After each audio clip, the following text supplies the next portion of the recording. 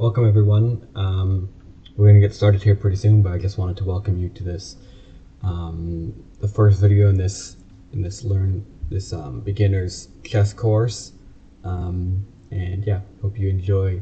And okay, so the first thing that we're going to be doing is we're just going to be starting out with the main position. Okay, so we're going to take this very slowly and in a beginner state of mind. So we're going to first start with how different pieces move and different different techniques to learn, I guess, as a beginner, is the way I put it. Different things that you learn when you're a beginner, such as like castling or like tactics like pins, skewers, forks, things like that. We're going to be doing that a little bit later on. For now, we're just going to be talking about basic things to understand when you're starting out, like taking control of the center and moving out like the knights before the bishops, and having to have like taking control of the center and like what I said before. But then we're going to be getting more into things like learning openings. And when I'm talking about openings is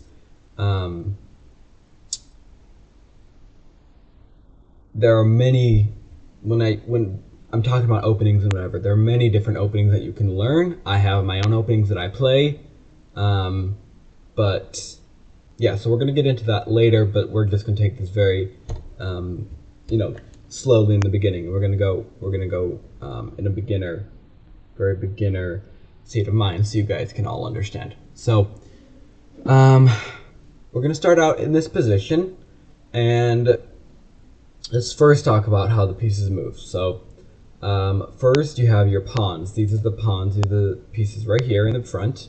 These are the pieces in the back. So the rook, the knight, the bishop, and the queen, those are called pieces. Okay, the pawns are just pawns, but these are called pieces. Okay, you can call them what they are called: rooks, knights, bishops, the queen and king, but people call them as more of a general or generic term. They call it pieces. Okay, so with the pawns, when you first start out, you have a choice. So you can either move a pawn 2 squares to start out, but you can only move 2 squares to start out. You cannot move it 2 squares.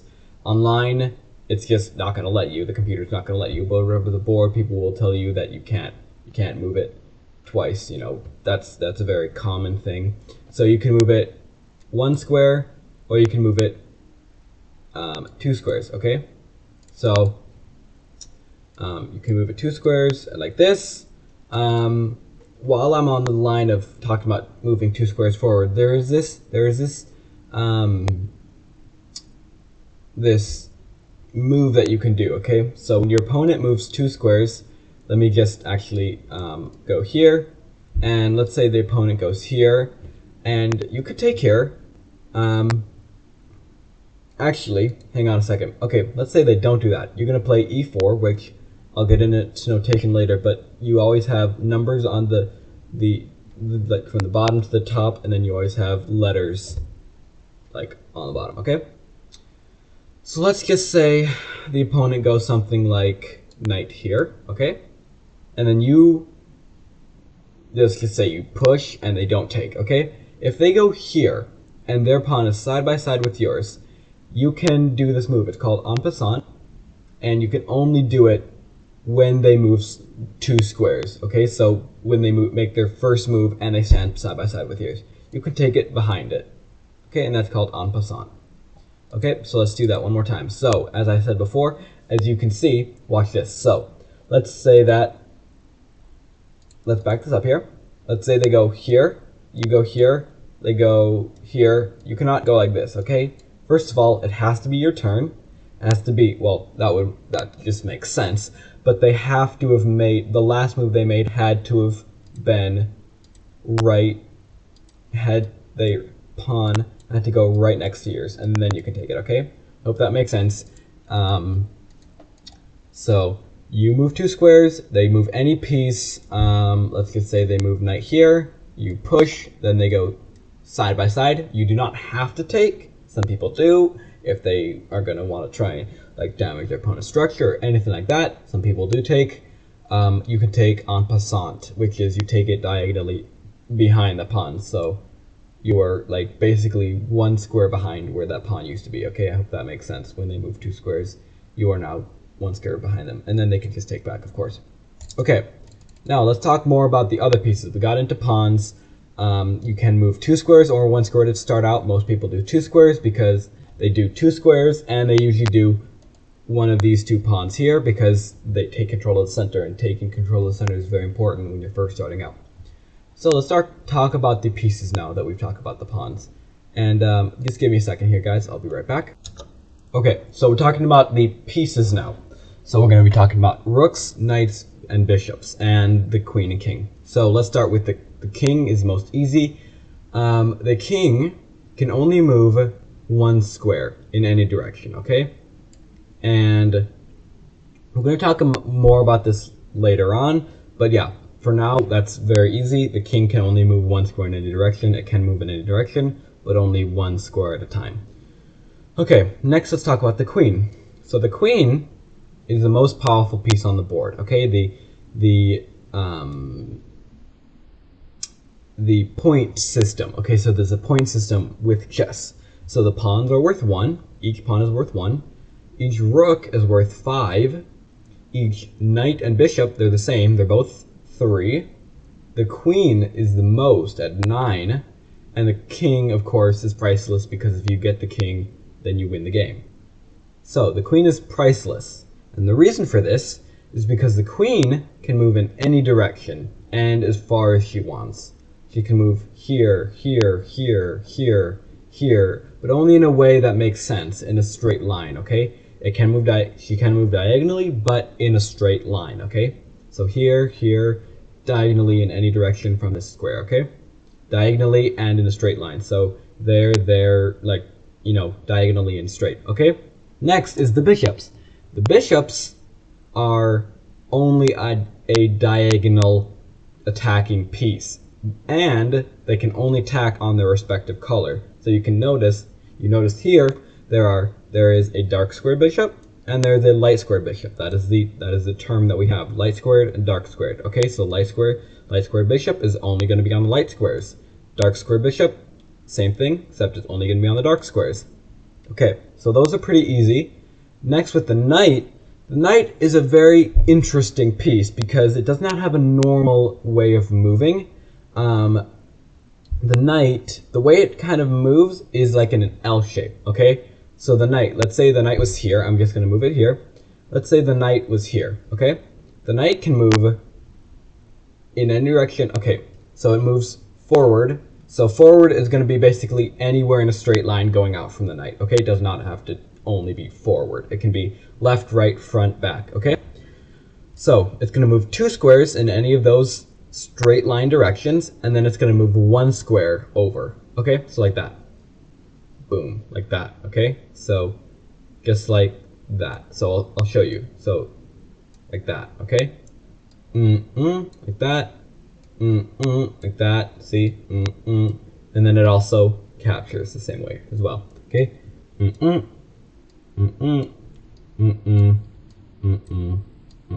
As you can see.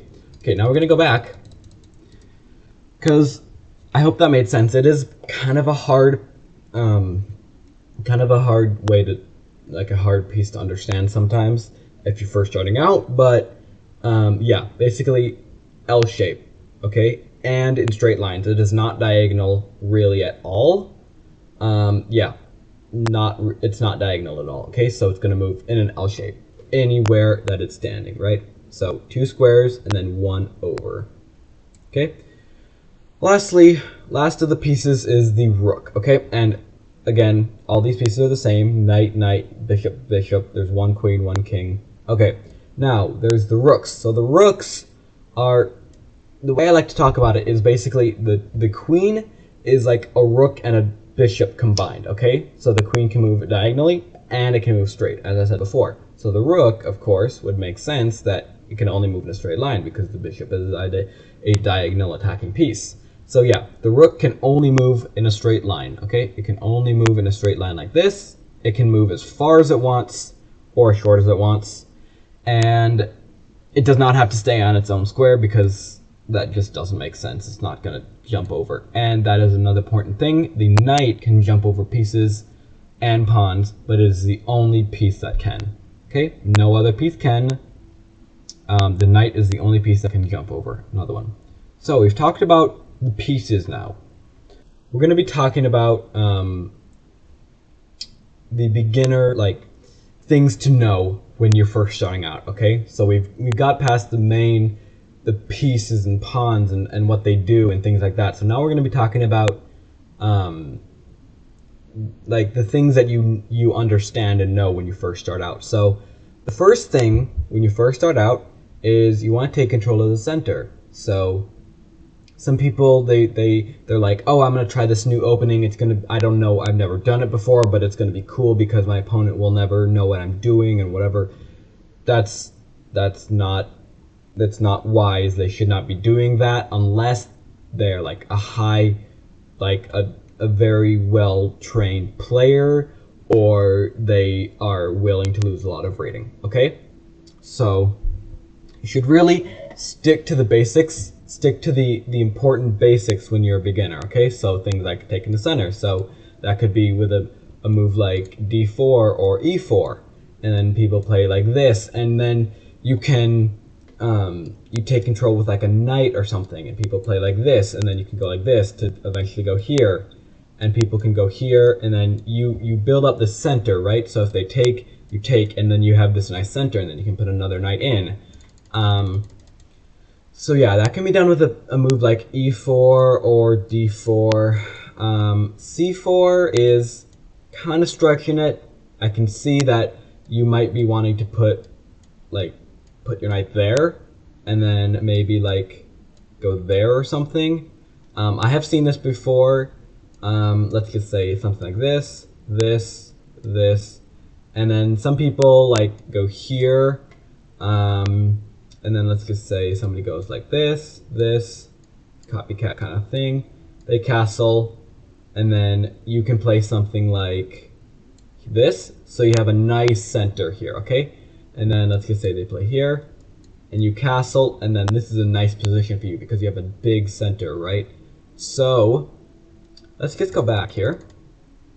Let's go back. Okay, so yeah, as I said before, c4.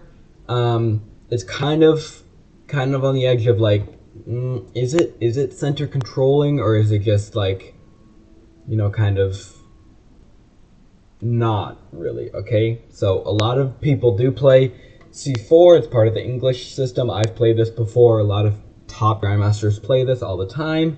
But yeah, when you're first starting out, you really want to be playing like d4, e4 to take control of the center. So the next thing when you're first starting out, after taking control of the center for a beginner, is you want to make sure that you have nice piece activity. So what I mean by that is, what are you doing with your pieces? Okay, in the middle of the game, you should take stock of where your pieces are on the board, and like how active are they in the game. So I'm going to go to this game quickly so I can show you in one of my games what my piece activity looks like in an average game. So in this game I played, I did lose this game, but you can see here that throughout the game, yeah, I was not playing this, I was playing black. So let me just switch this around. So yeah, my opponent played something very weird. And I went for this d4, like knight f3, knight c6. I don't really play this very often. I just wanted to kind of, yeah. See, this is something that I did that was wrong. I kind of had the same mindset that I was telling you not to do. So I was saying something like, I want to try this opening. I've never tried it. Let's see what happens, okay? That's not a very good mindset to have when you're a beginner. You want to stick to things that you are comfortable with. But also, if you are learning something new, you can try it against bots as well, okay? So I was just simplifying here, trying to trade off some pieces, and you can see that they did attack me. I just brought my bishop back. I wasn't gonna like sacrifice or something, and my pieces are all defended. They castled. I castled. I brought more reinforcement to my queen with the rook. I played bishop e7 just to bring my rook out. Played queen f5 to target the pawn, and yeah, this wasn't a really good game, but it's just kind of it was just kind of an example, I guess, of piece activity. Although this wasn't a very good game by me, but yeah. So actually, I did win this game. So that was my bad. I did win this game. Yep. So I didn't even notice that. So yeah, so let's go back here, and I'm just gonna run through this a little bit more so you can kind of see what I was doing. This wasn't a perfect game by me, but again, most of my games aren't that good. So yeah, it was fairly well, I would like to say. Yeah. So, going back to the board, let me just go back there really quickly. Okay. So, going back to the board. Alright. So, point number 2 was piece activity. Now, point number 3 is pawn structure. Okay? So, pawn structure, when you're first starting out, can be a little bit of hectic, I guess. Okay? So pawn structure, you might not care about it when you're a beginner, because when people are good, they sacrifice pieces to open up a position or create a weak pawn structure, okay? And when somebody sacrifices a piece against you, it could be something like, oh, they're sacrificing this piece. Oh, I must be doing really well. They must be getting scared or something. So I'll just take this with my pawn and have tripled pawns now, okay? That is not good. Most of the time, when the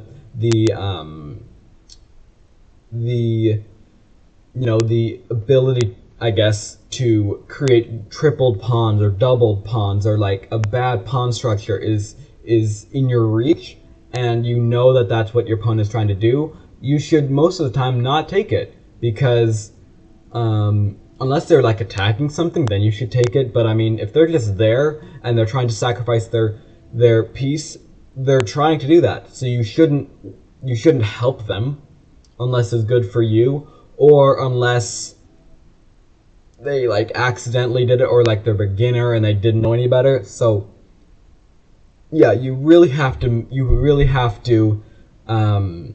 take into account like your pawn structure and what you're doing like with your pawns, okay? What the certain moves that you're doing, okay? So certain moves that you might think are good with your pawns, and yet in the future they could really like mess up your pawn structure, okay? So let me find a game here if I can. If I can't, we'll just continue with the analysis board, but I'll try and find one here if I can. Yeah, so in this game I played against actually this was an over the board game, and sorry, I completely messed that up. It was an over-the-board game that I played at my club.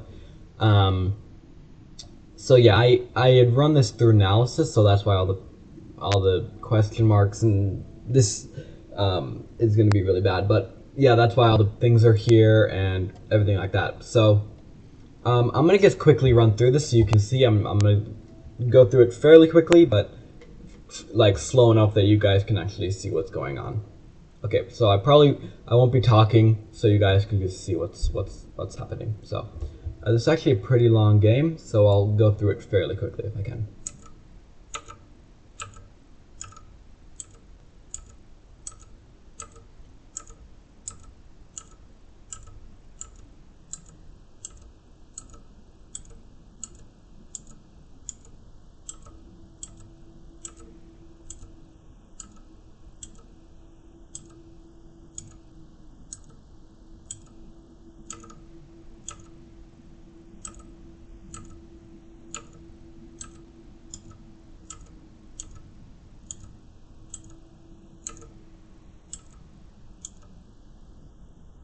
And one quick thing I'll mention here, when you see the orange thing, that's what they did. When you see the dotted line, the dashed line, that's what they should have done.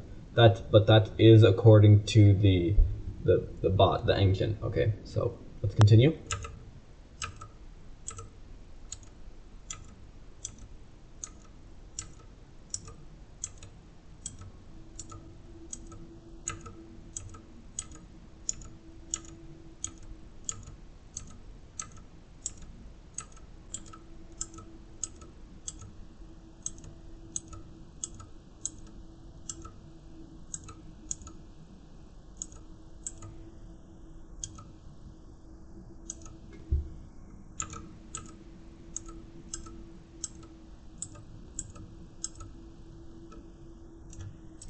And actually, one more time, this was a very good tactic that I had here. If I had played, if I instead of taking that pawn, if I would have played, so I played knight takes h7 here, but if I would have played knight d7 instead, I could have forked the king and the queen. That's what you call it when you attack two different pieces with the knight.